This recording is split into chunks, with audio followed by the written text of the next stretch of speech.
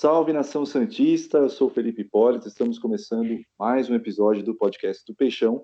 Hoje um episódio mais do que especial, com dois monstros do marketing esportivo, né, Jorge Avancini e Amir Somog, para falar bastante aí um panorama geral dessa MP, aí, a medida provisória assinada pelo presidente Jair Bolsonaro há algumas semanas aí, que muda um pouco, né, os direitos de transmissão, os clubes mandantes vão poder negociar, a gente vai falar bastante disso. Comigo sempre aqui, Matheus e Longo. Diga, Matheus, tudo bem? Tudo tranquilo, Felipe. Um abraço pro Longo, também parceiro aqui do podcast do Peixão. E uma honra fazer o programa aqui com o Amisson Moge, com o Jorge Avancini, dois feras do marketing esportivo do brasileiro. É isso aí. E aí, Longo, tudo bem? Fala, Felipe, tudo certo? Matheus, grande abraço para você também. É uma honra receber a Mir e a Avancini aqui. A gente vai poder falar um pouquinho a respeito dessa MP que tem causado até muitas dúvidas na cabeça do torcedor. E muita polêmica também, né?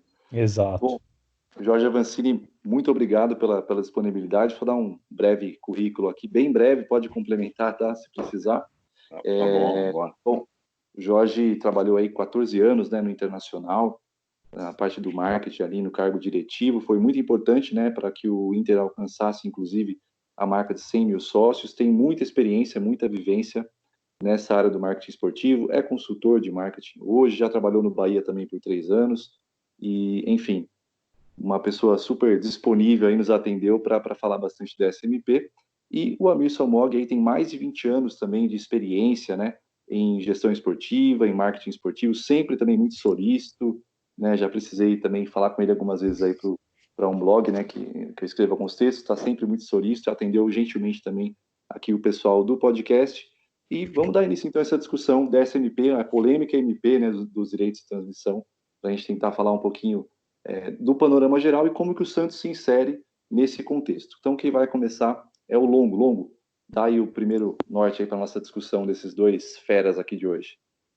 Bom, eu acho que é legal a gente começar perguntando assim, até pode parecer um pouco genérico, mas o que tem de vantagem e o que tem de desvantagem na MP? No final, a gente nem sabe se vai para frente essa MP, ela está parada, né?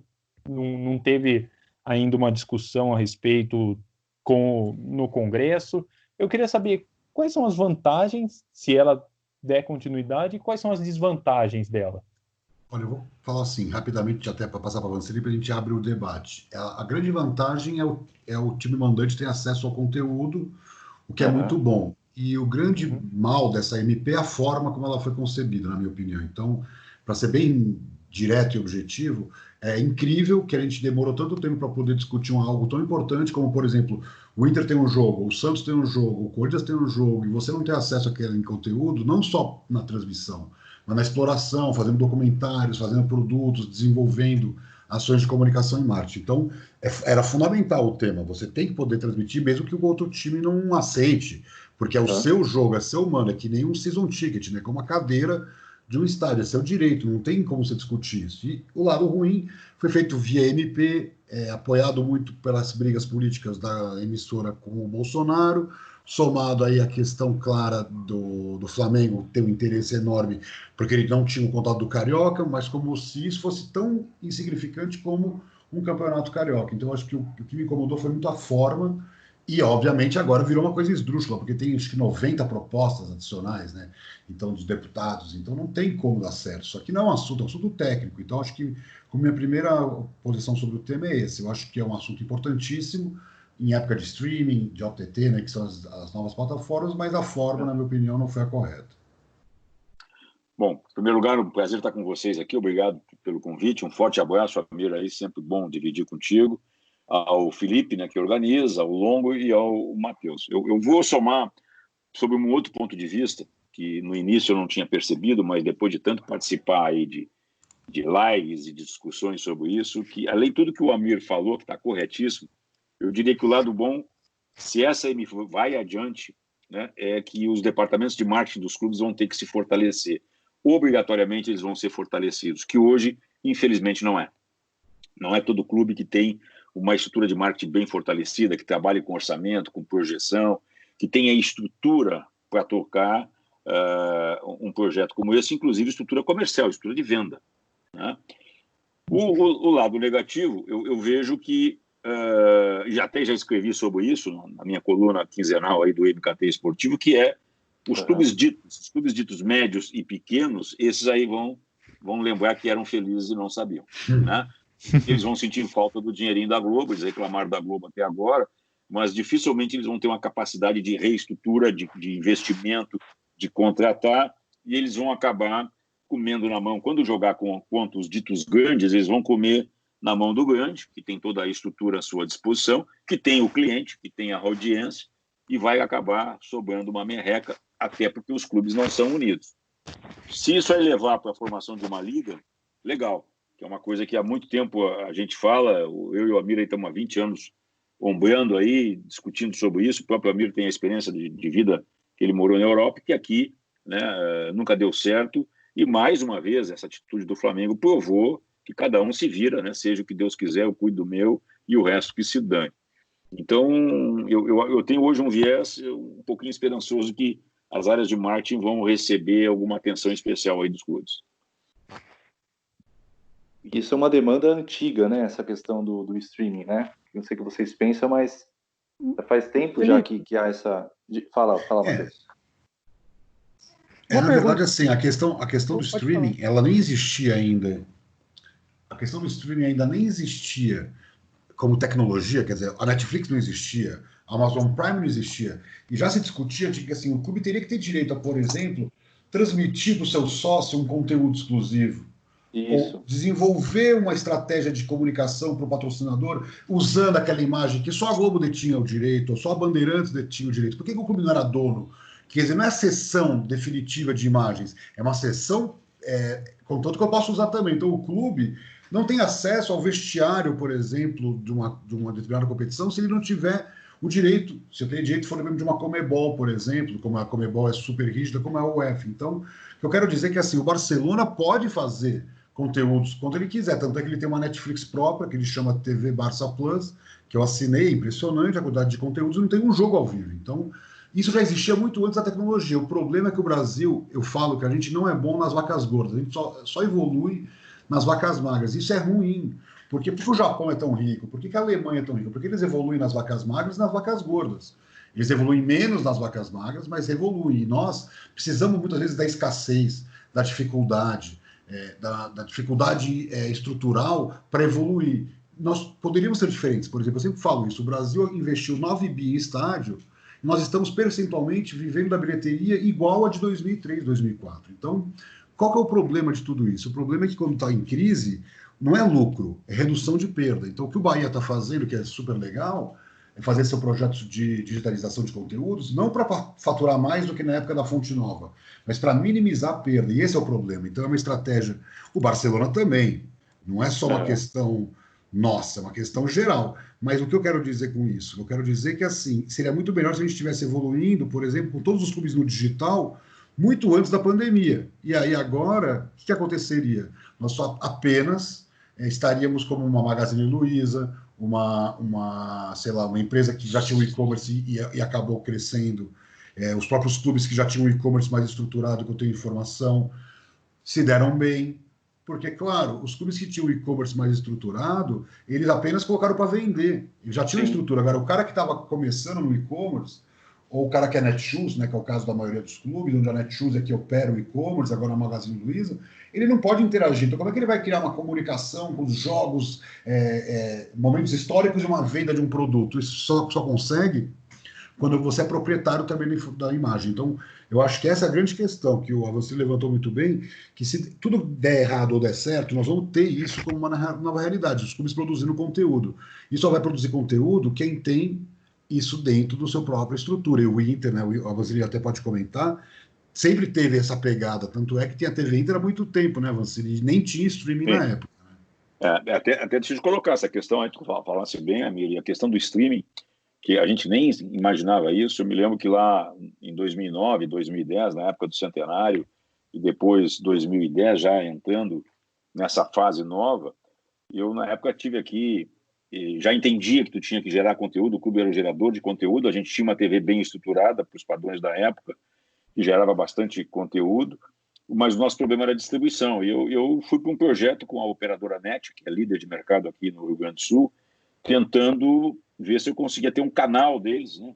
Como é que fazia para ter um canal e que naquele canal eu pudesse gerar conteúdo do Inter por X horas ou 24 horas, enfim, né? E ali pudesse vender a assinatura. Eu acho que nem existia Netflix. Eu acho que a Netflix surge aqui no Brasil, que é 2011, 2012, me ajudem aí. Nem tinha esse conceito. Depois, eu acho. Então, eu acho que eu tive meio que não é bola de cristal, mas meio que tive uma visão futurista, porque uma ocasião, conversando com o pessoal da Itália, o pessoal disse, olha, o Milan tem uma TV lá que ele cobra 5 euros por associado, e o cara recebe nesse canal conteúdos exclusivos, né? Coisa de vestiário, palestra, coisas que a TV comum não cobra. E eu digo, porra, isso é o engajamento que a gente precisa. Infelizmente, por tecnologia, por uma série de coisas, e até talvez por pensar muito na frente, não evoluiu. O que hoje ficou muito mais barato, muito mais fácil, né? As tecnologias estão aí e a pandemia provou isso, todos nós gerando conteúdo, de tudo, basta tu ter um bom celular e uma banda larga. Só para concluir, também ninguém fala, né? Porque até a gente estava aqui antes de entrar no programa no ar, que não adianta eu ter streaming, eu ter toda a estrutura, se nós continuar tendo a qualidade de comunicação, né, que está gerando. Então, vamos lá. Se o discurso disso aí tudo é eu gerar conteúdo, como é que eu faço quando em jogo grande, que o estádio está lotado e que hoje você não consegue mandar conteúdo no teu celular e nem receber, porque o sinal não é bom, né? Eu aqui, para conversar com vocês hoje, que eu estou em Porto Alegre, eu tive que sair da minha banda larga, que eu acabei de ampliar aí na sexta-feira, e fui para o 4G para não deixar vocês de pendurado, né?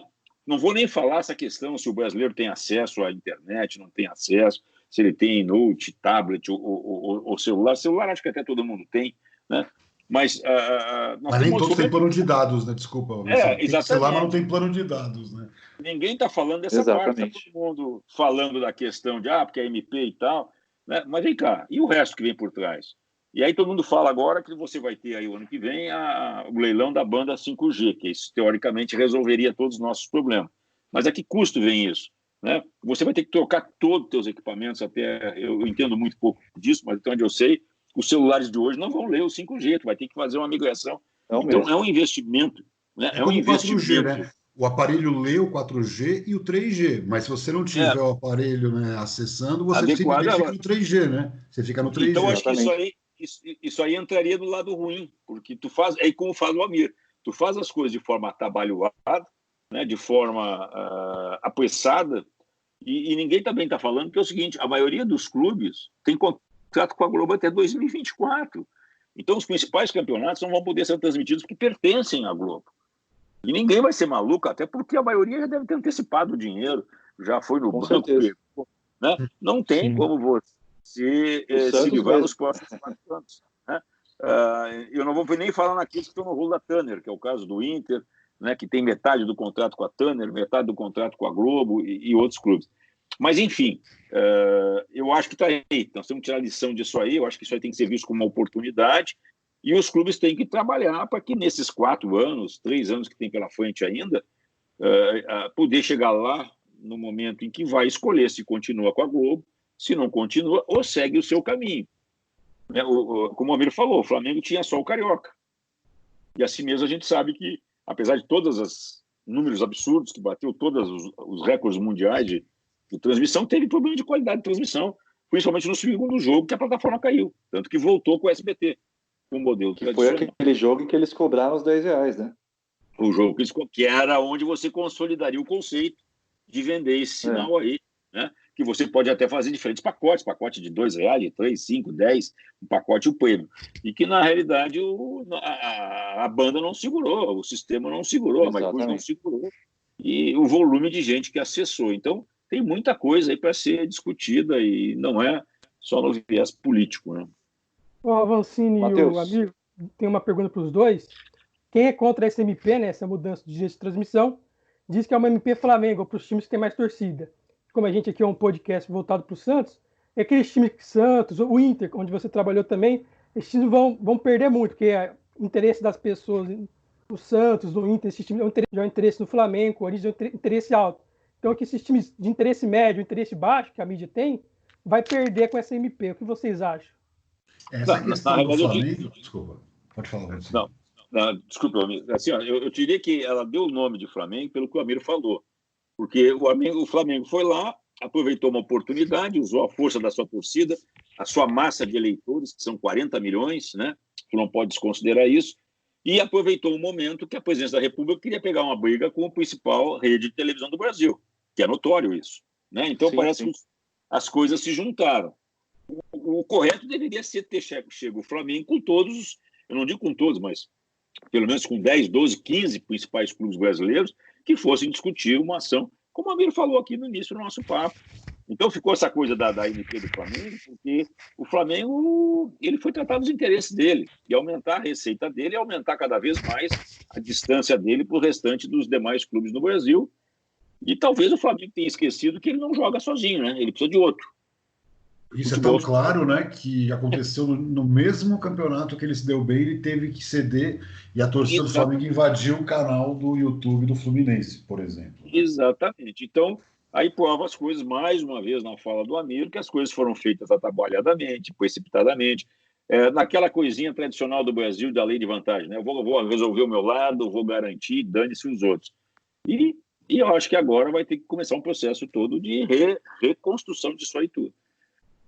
O que é negável é o seguinte, né? Os clubes são geradores de conteúdo. O conteúdo é do clube. Sem o clube que gera o seu conteúdo, que são os jogos, os treinos, tudo que está ali, o resto não sobrevive. O problema é que os clubes nunca se preocuparam em ter a distribuição, que era feita de forma muito competente pela emissora do que a gente está falando, né?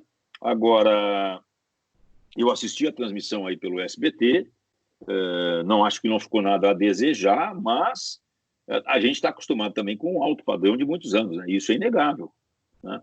Então, tu vai ter toda uma acomodação aí que vai acontecer nesse mercado. E tem uma questão também, eu sou totalmente favorável à discussão tecnológica de conteúdo. As coisas estão interligadas. A tecnologia e o marketing de conteúdo, eles estão interligados porque tudo é digital. Então, assim, o consumo no e-commerce é digital, mas o consumo do jogo, os melhores momentos, a Netflix do clube. Eu falo a Netflix do clube porque a Netflix é a maior empresa de streaming do mundo e ela não tem uma transmissão ao vivo. Ela vai ter, mas ela não tem. Imagina o potencial que ela vai ter na mão de publicidade quando ela transmitir ao vivo para 170 milhões de pessoas. O Santos e o Inter, por exemplo, assim como o Grêmio e Cruzeiro, que são clubes que têm menos torcida que Flamengo e Corinthians, mas proporcionalmente eles fazem um trabalho até mais eficiente nas redes sociais, por exemplo. Então o Santos vai muito bem, sim, é um baita exemplo, inclusive o estudo que eu publiquei com um parceiro meu, eu tenho conseguido pegar mais dados dos times, tanto brasileiros como europeus e latino-americanos, está claro que assim, não tem que ter mais torcida, tem que ter engajamento. Então, o Fluminense está fazendo, é o maior exemplo, o Fluminense é uma torcida pequena, em comparação até o Grêmio, o Inter mesmo, o Santos, e ele tem um bom trabalho, porque a torcida tem alta renda, está muito conectada, e óbvio, estou falando porque é um time que agora foi muito bem por conta dos outros não estarem jogando. O importante é olhar 2019. Eu gosto de olhar sempre onde estão todos equânimes, para a gente poder ver quem realmente está indo bem. E o Fluminense, o Grêmio, Inter, Santos, Cruzeiro, sempre foram clubes que menos torcida, mas boa eficiência. Então, na questão do Santos, eu vejo claramente, tem ainda uma pegada internacional. Estive numa reunião com o Frazão, onde eu falei para ele a importância, e ele acredita nisso também, dos conteúdos digitais. Já tem que aproveitar, já que é o momento de transformação digital, que seja em inglês, olhando para o mercado internacional. Estou falando do Santos em particular, que tem esse potencial gigantesco. Já foi mais, na época do Neymar era muito mais, óbvio. Na época pós-Neymar mesmo, foi a Barcelona, ainda com as derrotas, né, em campo. A Copa Chapecoense também viveu um ápice, né, de divulgação. Tem que aproveitar as ondas. Nenhum deles aproveitou. Acho que o Inter, São Paulo, Corinthians talvez foi mais recente, agora o Flamengo, mas mesmo assim ainda é muito pouco. A gente é muito pouco internacional, né, do ponto de vista global. E os conteúdos digitais, por que eu estou falando tudo isso? Porque o conteúdo digital está lá disponível. Se você botar o idioma, você pode atingir outros torcedores. Então o Santos tem esse diferencial, mas obviamente não dá para comparar com o Flamengo. O streaming do Flamengo se paga, se põe de pé. Se você botar numa planilha de Excel os clubes, os streamings individuais de cada um, vai ter 4 ou 5 que tem uma força maior. Eu acho que o Inter e o Grêmio, mas não é do tamanho da pessoa do Palmeiras e do Vasco, mas tem muito mais engajamento.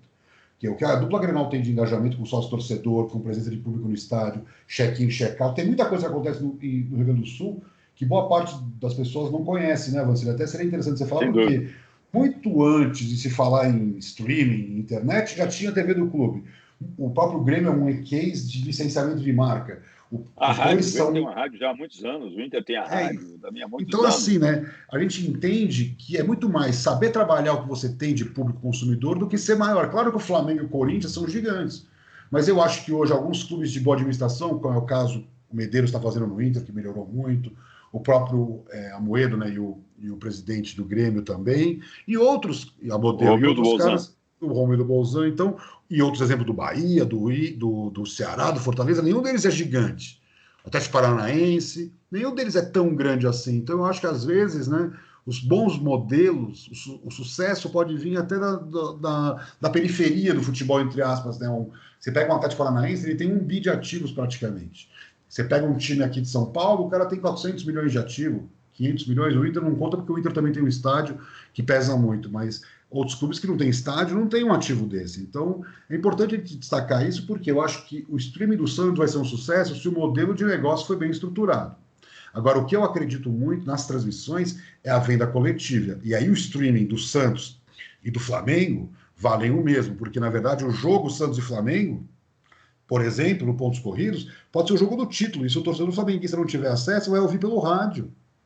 Esse é o grande ponto, porque se todo mundo seguir o modelo de fechar conteúdo só para o sócio, por exemplo, o jogo, vai chegar uma hora que você não vai ter audiência, né? A Vancini, a gente podia discutir isso. Sem audiência não tem tanto patrocínio. O patrocinador pagar menos, porque tem menos impacto na mídia, tem menos retorno de mídia, tem menos transmissão em TV aberta, tem menos impacto nos milhões de torcedores, e lá no final da conta, no final do ano, tem perda de receita, não só ganho, né?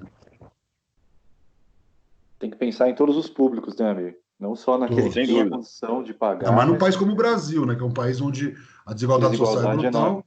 E a desigualdade, eu diria que a maior desigualdade social que o Brasil tem hoje, em termos digitais, é o plano de dados, porque 80% da base é pré-pago, o cara vive realmente de Wi-Fi emprestado, na rua, eu digo, né, ele vai para o bar, vai no restaurante, na empresa, mas quando ele chega em casa, muitas vezes a única internet que ele tem é a do celular.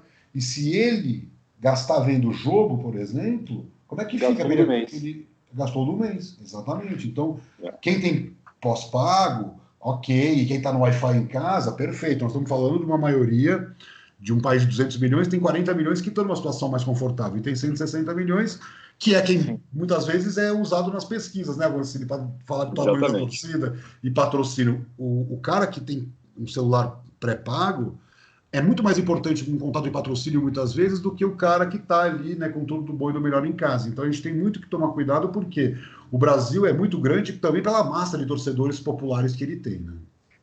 A gente está vendo isso, né, Amir? Também por ser um país de dimensão continental, tu imagina, você sai aqui da capital, ou das áreas que você tem melhor infraestrutura, e tu vai jogar nesse interiorzão do Brasil. Como é que fica a qualidade de sinal, de infraestrutura, de rede, né?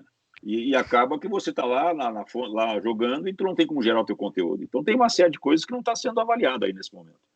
Ô, Avancini e o Amir, os clubes querem ser o streaming. Vocês imaginam que o streaming vem para substituir o pay-per-view, porque hoje a Globo morde 62% da renda de pay-per-view, ou vocês acham que o streaming vai ser uma quarta opção? Não, ele vai substituir, ele vai matar com o pay-per-view se tiver qualidade, se for gerado com seriedade. Foi a minha leitura, ele mata. Eu vou te dar um exemplo. Eu tinha assinatura de pay-per-view e com a pandemia eu me dei conta que eu estava pagando por uma coisa que eu não estava recebendo, eu cancelei. Eu cancelei. Eu ainda fiquei o mês de março e abril, aí quando eu vi, não tem mais nada, a operadora também não me ligou para dizer, olha, o senhor aguenta aí que nós vamos lhe compensar lá na frente, ficaram quietos, que também tem esse lado aí que trabalha mal a manutenção, e assim como eu, tenho várias pessoas que eu conheço que tomaram essa atitude. E eu não sei se eu volto para o pay-per-view, não sei, até porque vamos ver o que vai acontecer com a CBP, né?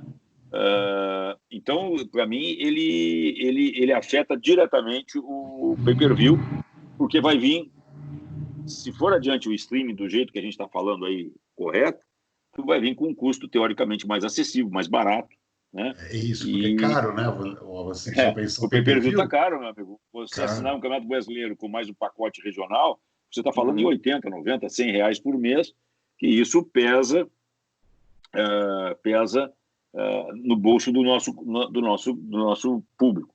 E até isso, olha que legal, hoje de manhã a gente estava falando com um amigo meu aí, o cara é fanático por TV, não por TV assinatura, mas por conteúdos digitais, basicamente os canais de televisão.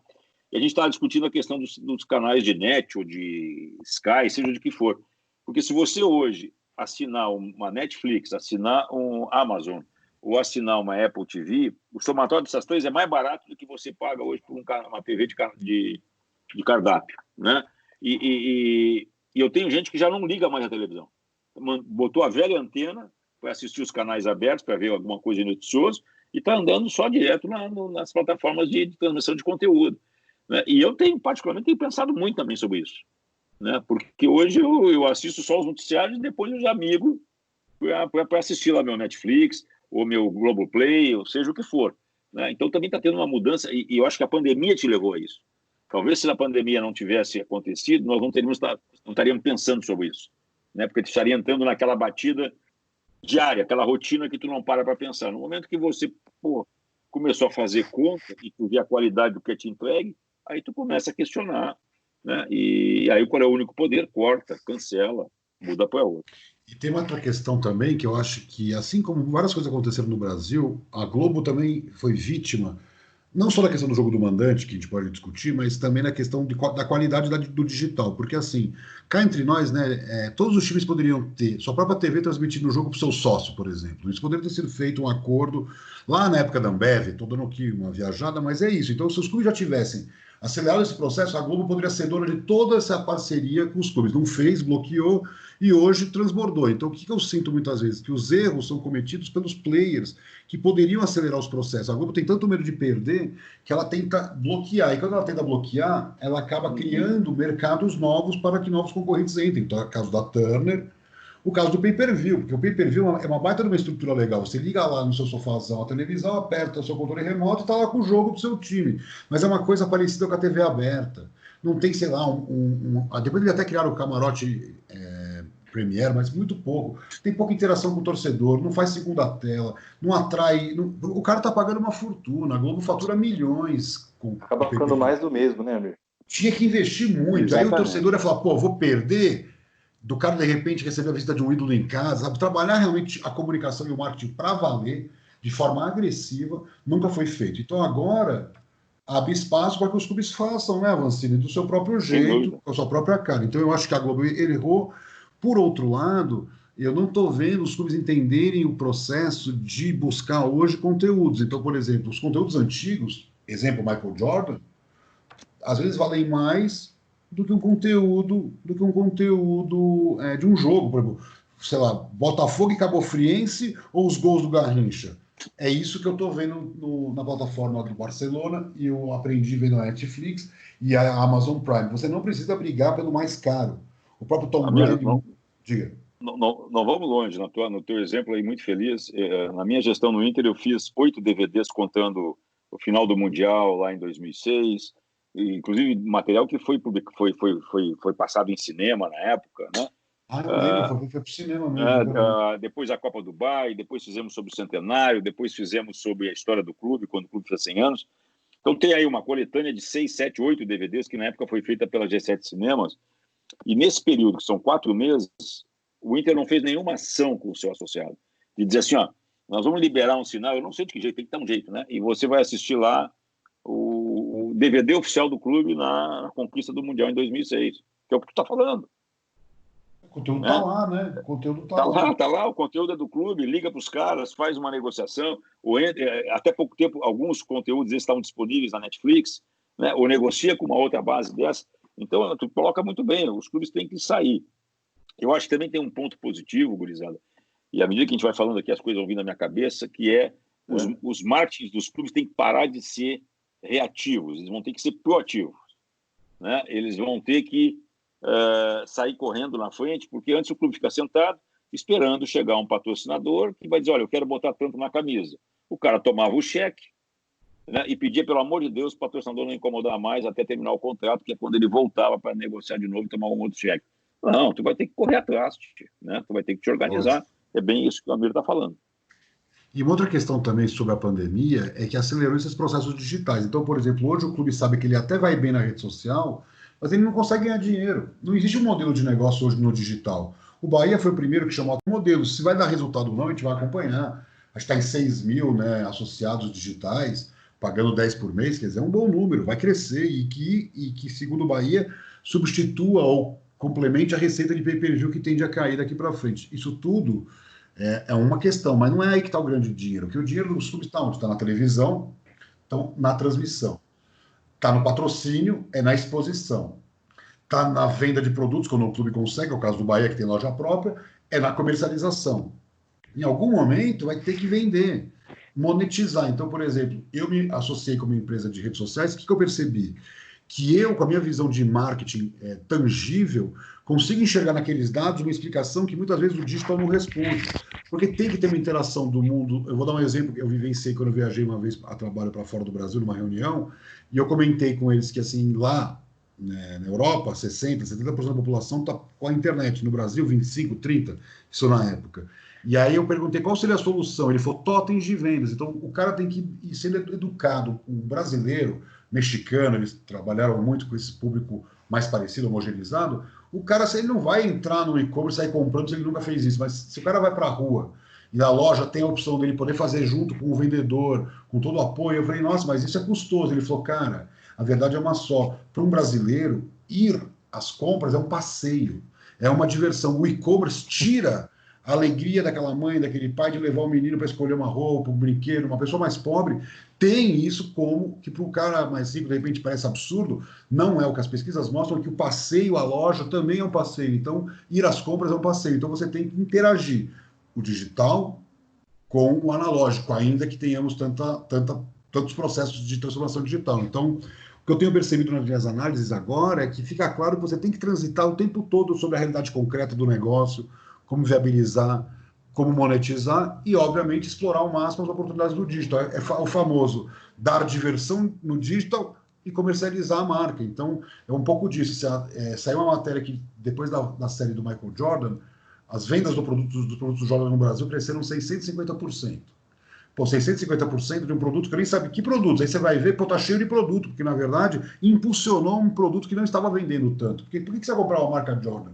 Ou você gosta do basquete, ou você ama essa conexão que a marca fez, por exemplo, com o PSG, e tantas outras coisas. Mas o cara foi impactado. Segundo dados da NBA, só o episódio 1 foi visto por mais de 15 milhões de pessoas no mundo. Isso aqui é um impacto brutal para as marcas que estão envolvidas, para o negócio. Então, o Barcelona, por exemplo, em época de pandemia, lançou uma série de 10 episódios chamado Match Day na Netflix. Rakuten, Beko, Nike, todos ganhando visibilidade na maior canal de streaming do mundo. Quem não quer? Então, obviamente, o Barcelona monta uma apresentação de PowerPoint e mostra para a Rakuten, olha aqui, ó o que gerou de impacto mundial a série da Netflix. Então, é um pouco disso. Essa nova linguagem tem que estar muito antenada com a realidade concreta dos negócios, porque o dinheiro dos clubes não vem da internet. O dinheiro dos clubes virá da internet. Ele virá quanto mais rápido eles se transformarem digitalmente, mas é que nem você exigir, sei lá, de uma Centauro que ela seja igual o Magazine Luiza. Né? Tanto é que a disputa pela Netshoes era exatamente isso. Era uma estrutura deficitária, com altas dívidas, mas uma estrutura digital que a Magalu acabou incorporando, mas que poderia ter sido incorporado pela Centauro. Então, o que eu vejo é que os clubes vão ter que evoluir para esse modelo digital sem tirar o olho de onde é que eu ganho o meu dinheiro, né, Vancini? Porque senão, depois vai ficar tudo muito bonito nas redes sociais, tudo lindo no YouTube, mas o dinheiro na conta, que é o que importa para depois estruturar o negócio, vai ficar faltando. Pessoal, deixa eu só fazer uma introdução aqui, porque o Dr. Rafael Cobra conseguiu entrar aqui, teve um probleminha técnico, mas, Dr. Rafael, obrigado pela presença, né? É um prazer recebê-lo novamente aqui para essa discussão sobre a SMP, né? A gente quer que o doutor aborde um pouquinho as questões jurídicas. Até o Matheus tem uma pergunta aí para o doutor Rafael. E obrigado pela presença aí com a gente. Tá bom, inicialmente, queria agradecer muito aí mais uma vez o convite do Matheus, Felipe, Longo aí, turma toda aí do podcast do Peixão. Peço desculpas pelos problemas técnicos aí no início, eu acabei não conseguindo acompanhar boa parte aí da explanação dos colegas. Saúdo aí também a Amir Somoji, a Vancini, duas referências Forte aí, abraço. suas áreas de atuação. É um grande prazer poder trocar aqui um pouco de informações. Peguei aí uma parte final da fala do Amir, não sei até que ponto já discutiram outros aspectos aí da MP, mas realmente como uma forma assim, só de linkar com o que o Amir vinha dizendo, e depois eu falo até um pouquinho mais de aspectos jurídicos, eu acho que a MP traz uma discussão extremamente salutar para o mercado, com essa possibilidade dos clubes acabar com a hegemonia de uma única emissora transmitindo, tendo todas as cartas ali ao seu dispor. Eu acho que a abertura do mercado ela é muito saudável. O meu grande receio é que tenha sido utilizada uma ferramenta jurídica inadequada para uma ruptura tão grande como a que foi feito através daí da medida provisória. Mas certamente para aquecimento de mercado, novas oportunidades, acho que a Vancini tem muito know-how nesse sentido também, acho que é muito legal, né? Muito saudável essa abertura para novos players, né? O caminho agora... Sem dúvida, doutor Paulo. Diga, Vancini, perdão. Não, sem dúvida. Eu acho que a gente estava conversando justamente antes da sua entrada era sobre isso, sobre as oportunidades que surgem, né? E, enfim, também um pouco as deficiências que a gente tem aí, desde questão de qualidade de banda, transmissão, acesso, todo mundo ter acesso à internet para que possa esse produto se consolidar como uma grande alternativa, mas está perfeito. Eu agradeço também as palavras e complemento. Eu acho que toda evolução, ela gera disrupturas. Então, o termo disruptivo vem daí. Só que o que nós não podemos, eu até escrevi no meu artigo, desestruturar o mercado, porque, por exemplo, foi o que você falou, daqui a pouco um pequenininho vai estar com saudade do tempo que era feliz. Isso não pode acontecer, porque o que vai acontecer são demissões, perda de poder econômico, porque assim, o Flamengo é muito importante, mas o Flamengo não pode abraçar o mundo, ele não tem como estar em todas as categorias de base do interior do Brasil, ele não tem como produzir riqueza localmente, né, em tantas regiões importantes, então a gente tem que pensar sempre estruturalmente, é por isso que a Liga é tão importante, esse pensamento estrutural do todo é o que faz uma liga algo tão irrelevante. Então, por exemplo, eu tive um bate-papo com o Diogo Cocho, que cuida da comunicação, o VP de comunicação do Orlando City. É uma maravilha ouvir ele contando. Então, por exemplo, está tendo ali uns problemas de Covid, então alguns clubes não estão podendo jogar certas competições se um número muito grande de atletas teve isso. Então, teve um time, acho que de Dallas, que ele comentou que não pôde jogar esse campeonato que está fechado lá na Disney. E o Orlando Pride, que é o time feminino, foi foi proibido de jogar. O que aconteceu? Ao invés de eles ficarem parados tirando férias, eles fizeram campanhas, cada jogo que ia ter dos times femininos, as meninas comentavam do time, apostavam em quem ia torcer, e gerou tanto engajamento que, olha que loucura, e isso tem tudo a ver com o que a gente está falando aqui. O impacto para o Orlando Pride foi muito maior sem jogar do que jogando, e aí eles até foram premiados pela Liga com essa visão de fair play, de mesmo estando fora, fazer toda essa bagunça, todo esse trabalho bem feito. Então, olha que pensamento inteligente do clube, que foi fantástico, o trabalho do Diogo, que é genial, mas muito mais também essa visão de todo, de que não é porque eu não estou jogando que eu não vou fazer parte, né? Porque foi uma visão de negócio, mas teve uma visão de valorização da competição. Então, foram premiados pela Liga, ajudaram a competição e, pasmem, né? Tiveram mais retorno do que quando jogavam. Então, é um dado bastante interessante para mostrar que tem muito espaço para se desenvolver coisas legais, mas quanto mais união, quanto mais a visão coletiva, mais, e a visão da MP, até que os clubes publicaram nos Twitters, né, nos Instagrams, mostra que sim, o tema de ter direito ao clube mandante ter direito ao jogo, né, às transmissões, é uma coisa unânime, né? Praticamente, tirando um outro clube, praticamente todos os grandes clubes brasileiros apoiaram essa iniciativa. Só perguntar então para o Dr. Rafael, porque agora tem essa expectativa se isso vai se tornar lei ou não, mas tem um prazo essa MP, né? Como ela é provisória, ela tem um prazo aí para expirar, não é isso, doutor? Exato. Toda medida provisória, né, ela tem aí o prazo de 120 dias. Durante este período, ela é lei, né? As suas previsões são eficazes, mas dentro desse prazo de 120 dias, ela precisa passar tanto pela Câmara dos Deputados, pelo Senado Federal, ir à sanção presidencial para que efetivamente ela se torne lei. E aí que eu digo, é muito bacana quando o Amir disse assim, é necessário, essas grandes mudanças vêm evidentemente acompanhadas de uma grande ruptura, né? E acho que o mercado brasileiro de transmissão, de comercialização de direitos, precisava de fato dessa ruptura. Quando eu questiono o remédio jurídico utilizado através de uma medida provisória é justamente com o receio que, ao longo dos 120 dias de validade, de vida dessa medida provisória, que não se chegue a um consenso no Congresso Nacional e isso não é difícil de acontecer, né, diante aí dos vários lobbies que são feitos, dos vários interesses envolvidos, e se de repente passam os 120 dias, a medida provisória perde a sua eficácia nesse aspecto, eu acho que a gente vai ter, primeiro, assim, uma insegurança jurídica absurda, né, uma sobreposições de contratos, cada contrato feito durante um período de validade da legislação, eu acho algo preocupante. Ao mesmo ponto, quer dizer, eu tento sempre ser daqueles que enxergam o lado meio cheio do copo. De repente, se a gente fosse tentar uma alteração legislativa no modelo tradicional, um projeto de lei que tramitasse, talvez não tivéssemos a discussão num prazo razoável para se efetivamente fazer esta ruptura. Já através da MP, pode ser, tentando ser otimista, que o mercado, com esse prazo exíguo para uma resolução, apressem-se as discussões e que chegamos aí num formato mais indicado, mais adequado. Eu acho muito saudável, de fato, primeiro a gente elimina aquela possibilidade de jogos que não terão transmissão, porque o mandante está vinculado a uma emissora, o visitante vinculado a outra, e aí na prática nenhuma delas pode televisionar a partida, né? Isso é algo, se pensando num produto que você queira comercializar, como o Brasileirão busca agora mercados internacionais, isso é algo inacreditável, né?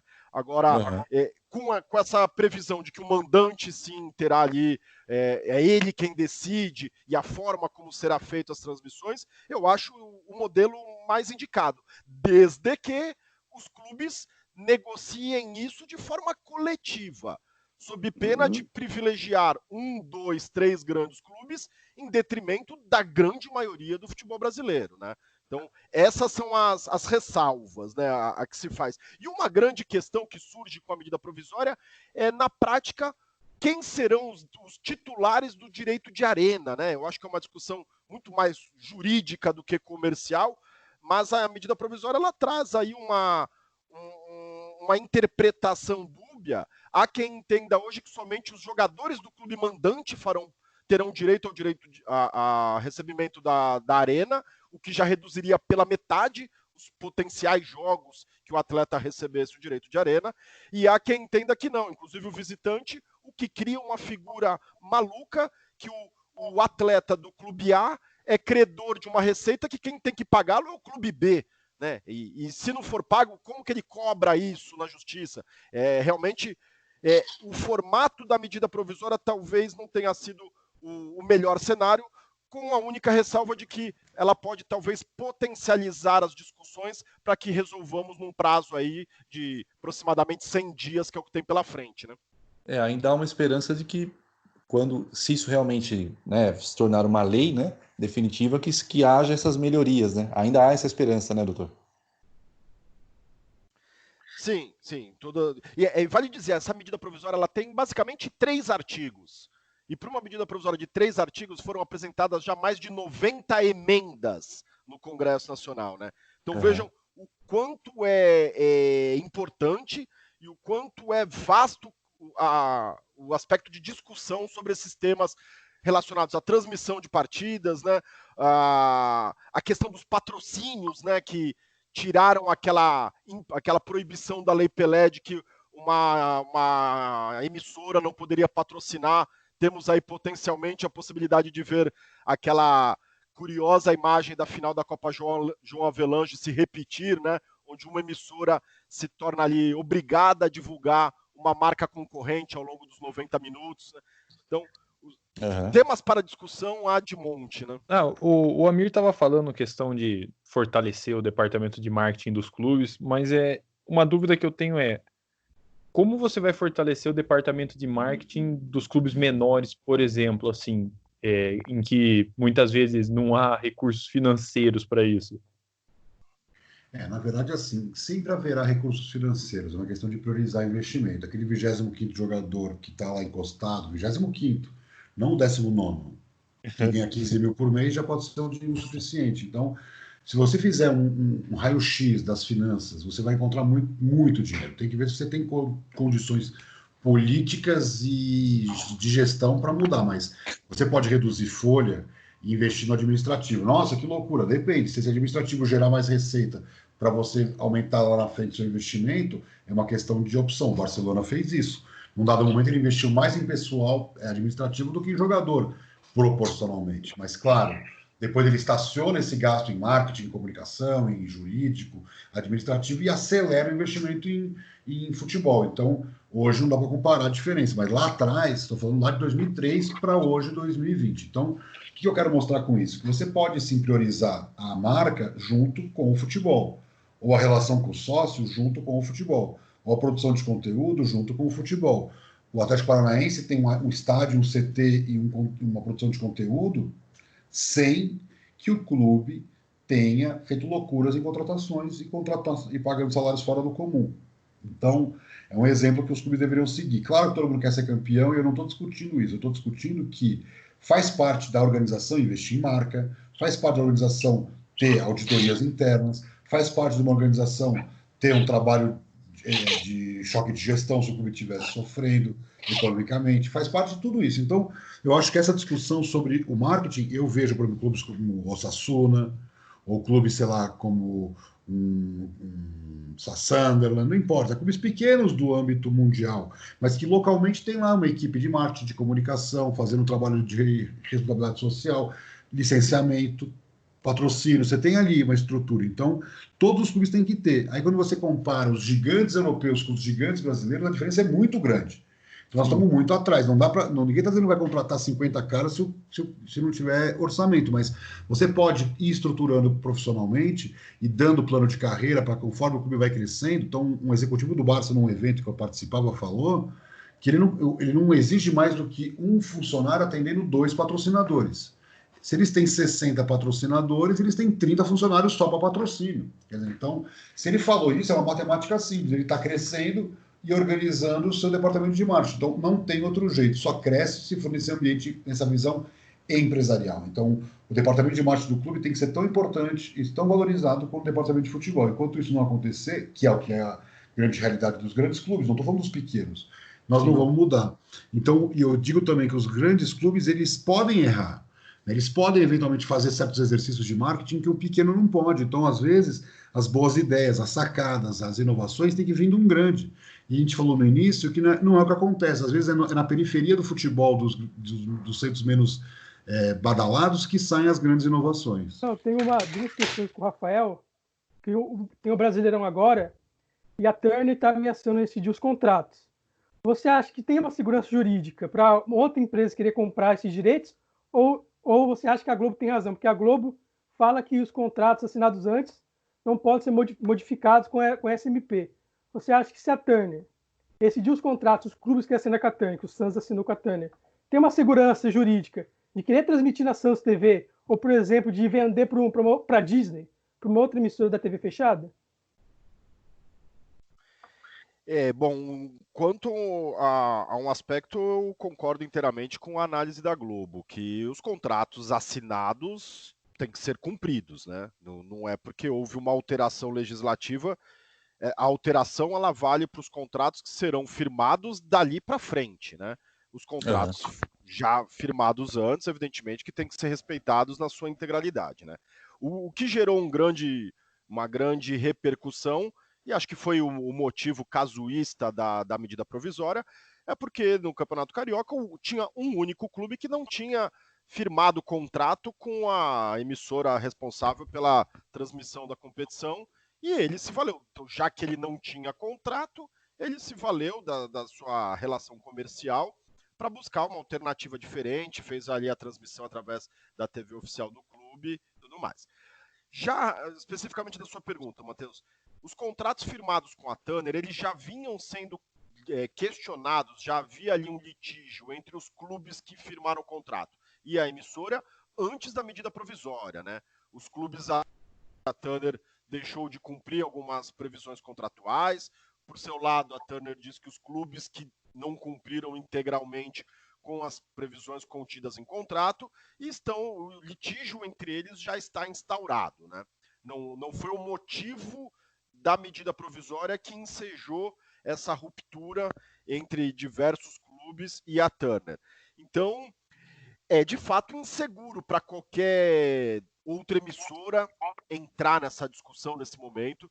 Eu acho pouco provável que isso aconteça. O mercado vai aguardar uma definição concreta dessa ruptura entre Turner e alguns dos clubes ali do futebol brasileiro, né? Eu acho pouco provável que alguém assuma a responsabilidade de ser solidariamente responsável junto a algum clube nesse litígio com a Turner. Entendo que vão puxar o pé um pouquinho para aguardar uma definição minimamente concreta desse caso entre os clubes e a Turner, né? Outra coisa, Rafael, por exemplo, vamos imaginar que a Turner não rescinde com ninguém e vai mostrar o Campeonato Brasileiro. Ela tem segurança jurídica para mostrar os jogos como mandante desses times da Turner. Por exemplo, o Santos e Flamengo, porque antes ela não poderia transmitir Santos e Flamengo, mas com essa MP, ela pode transmitir todos os jogos do Santos como mandante contra os times que assinaram com a Globo.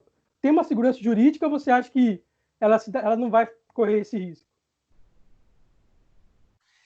Eu acho que o mercado vai estar muito inseguro nesse momento, né? Porque justamente esses conflitos entre contratos anteriores, previsões anteriores e nova previsão legal, e vale dizer, quer dizer, o prazo da medida provisória, se não for convertido em lei, ele vai se encerrar durante a competição, né? Então imagina a confusão, a insegurança que todos os envolvidos estarão, né? Então é difícil supor, imaginar o que as grandes emissoras aí de televisão farão nesse exato momento. Insegurança jurídica há em todos os aspectos, né? Isso é inegável. Muita gente está sem saber o melhor caminho a seguir e como farão as transmissões das suas partidas.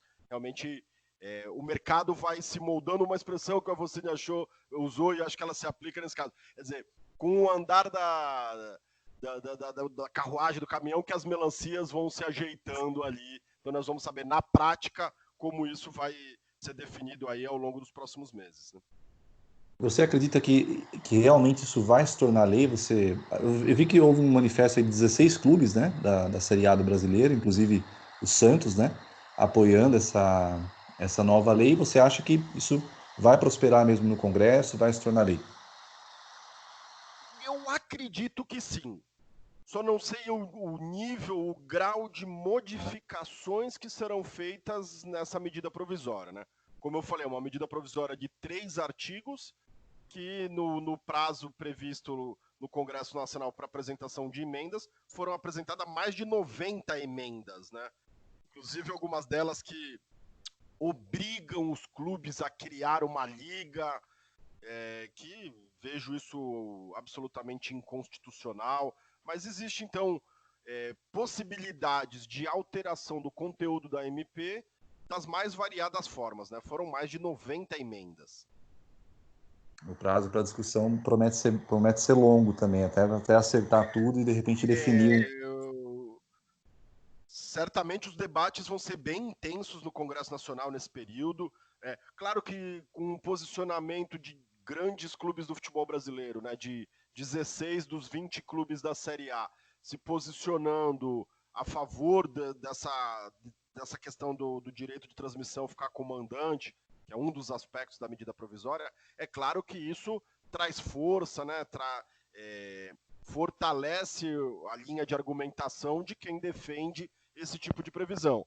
Claro que se os clubes se posicionassem expressamente contrários a isso, qualquer tipo de sustentação para esse formato ficaria fragilizado, né? É isso. Longo, tem mais alguma questão aí que você queira fazer? Não, acredito que tenha sido isso mesmo. Porque é um cenário muito, muito inseguro e muita indecisão, né?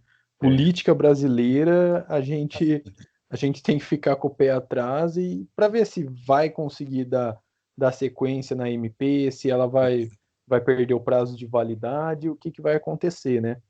Porque, assim, a época em que essa MP foi minimamente discutida foi toda errada, a forma como ela foi conduzida. Então a gente fica nesse balaio que não sabe o que vai acontecer. Outra questão, né, que uma grande preocupação que eu tenho... Desculpa, Matheus. O Rafael até pode falar um pouco disso, A MP já vai estar valendo para a primeira rodada do Brasileirão, né? Que começa dia 9 de agosto. Isso... Pode falar, Rafael. Não, conclui a sua pergunta, que depois eu vou fazer um outro comentário. Então, a SMP vai estar valendo para a primeira rodada do Brasileirão. Dia 9 de agosto tem Santos e Bragantino. E o Bragantino não vendeu para ninguém os direitos de transmissão. E com essa SMP, a Turner e a Globo poderiam transmitir esse jogo. Mas, por uma insegurança jurídica, é possível que a Globo nem a Turner transmita Santos e Bragantino. Então, esse jogo possivelmente não vai ter transmissão de ninguém. São essas situações que nós vamos ver na prática. E o Red Bull Bragantino vai ter uma posição aí muito forte no anseio dos clubes aí que defendem que o direito de transmissão deva ficar realmente exclusivamente com o clube mandante, porque é o único clube da Série A que não tem contrato com a TV aberta, né? Com nenhuma emissora. Ele é um clube que está livre para formalizar os seus contratos como bem entender. Então, ele está bem financeiramente. Bragantino, ele da mesma forma que o Flamengo no Campeonato Carioca não tinha contrato com a emissora, então se viu legitimado a realizar sua própria transmissão, a gente já tem informações aí que o grupo Red Bull está investindo forte em equipamentos, em qualidade de transmissão, para que ele possa comercializar os seus 19 jogos como mandante e também já aproveitando o grande número de inscritos que a Red Bull tem no seu canal do YouTube, né? Muito superior a qualquer clube do cenário nacional aqui.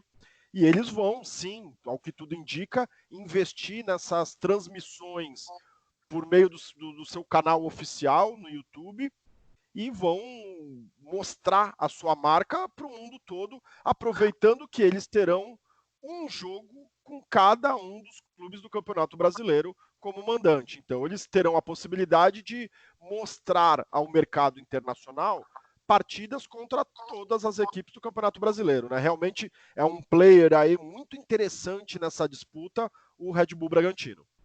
Bom, uma honra então ter recebido aqui, né, esses monstros aí do marketing e também esse advogado com tanta experiência, né, no direito desportivo, muito bacana. Queria pedir um alô final aí do Amir Somoji, aí um alô final seu para a torcida do Santos que nos ouve no nosso podcast aqui.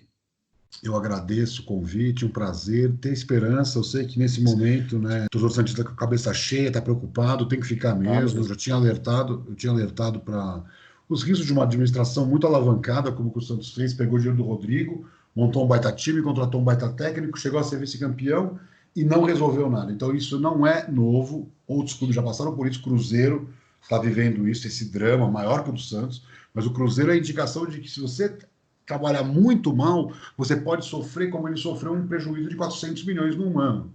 E nós não queremos que isso aconteça, mas eu acho que o ano 2020 vai ser um ano de prejuízos muito pesados para o Santos Futebol Clube. Então que fique aí a mensagem para a eleição, pensar muito na gestão e menos no futebol. O Santos tem bom futebol, tem categoria de base, tem bons jogadores. Nós temos que pensar na administração da instituição, e esse é o ponto mais frágil hoje, na minha opinião, do Santos Futebol Clube. Então, deixo essa mensagem de esperança, mas de muita preocupação com o futuro, né, do clube alvinegro baiano.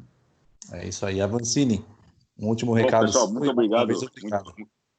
Eu que agradeço aí o convite, poder dividir aí o debate com a Amir e com o doutor e com vocês, cara, o trabalho que vocês têm fazendo, parabenizar. E eu acho que nós temos que olhar as oportunidades. Eu acho que cada mudança dessa faz a gente sair da caixa, pensar fora da caixa. E com certeza, independente do tamanho do clube, se ele é pequeno, médio ou grande, você vai encontrar alternativas e, como se diz aí na gíria, né, com o andar da carruagem, as melancias se acomodam. Mas não pode deixar de olhar, de estudar, de avaliar, de ver os bons exemplos, as boas práticas, né? O Amir colocou isso muito bem. E, a partir daí, começar a se organizar. E, mais uma vez, aí, sucesso a toda a turma do Peixe, né?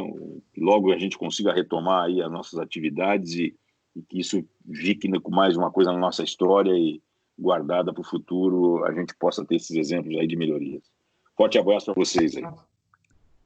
Doutor Rafael, mais uma vez, muito obrigado, né, pela participação, sempre com muitos esclarecimentos aí da área jurídica. gente queria um alô final seu para a nossa audiência aqui do podcast do Peixão.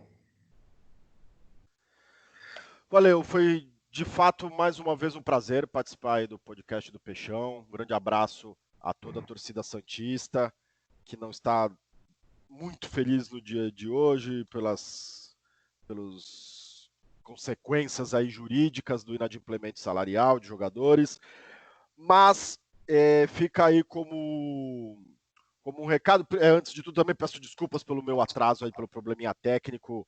Fico aí à disposição de vocês para novas oportunidades que a gente possa aí polêmicos como esse da medida provisória, outros tantos que o ambiente jurídico desportivo proporciona. Então, fica aí um grande abraço a todos e uma menção aí aos fanáticos torcedores do Santos, assim como nós, que dias melhores tendem a vir aí pela frente. É isso aí. Longo, último recado seu aí para a Nação Santista. Agradecer o Felipe, o Matheus pela parceria de sempre, agradecer a todos os convidados. Olha, doutor Rafael, as últimas vezes que você tem vindo aqui, a situação não está muito boa, então eu vou torcer para que o senhor não precise aparecer muito aqui não, viu? Porque, nossa, uma vez discutir, você já tinha cantado o jogo que o Santos corria esse risco de jogadores entrarem na justiça, agora também toda essa turbulência. Então, a gente agradece sua presença, mas para vir falar desse tema, torcer para que não aconteça mais, viu? Fala, Matheus. A conversa é sempre muito prazerosa, mas os temas que não são dos mais agradáveis para os santistas. Exatamente, né? Exatamente. E ultimamente só está tendo esse tipo de tema.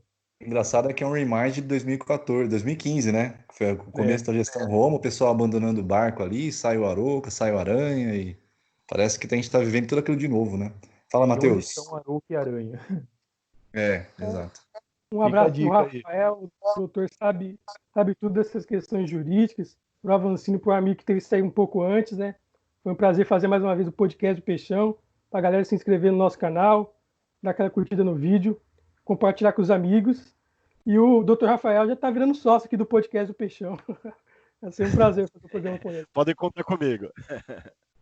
É isso aí. Agradecer mais uma vez, doutor Rafael, pelas várias informações muito importantes aí para enriquecer o nosso debate. Agradeço também ao Almir e também ao Jorge Avancini.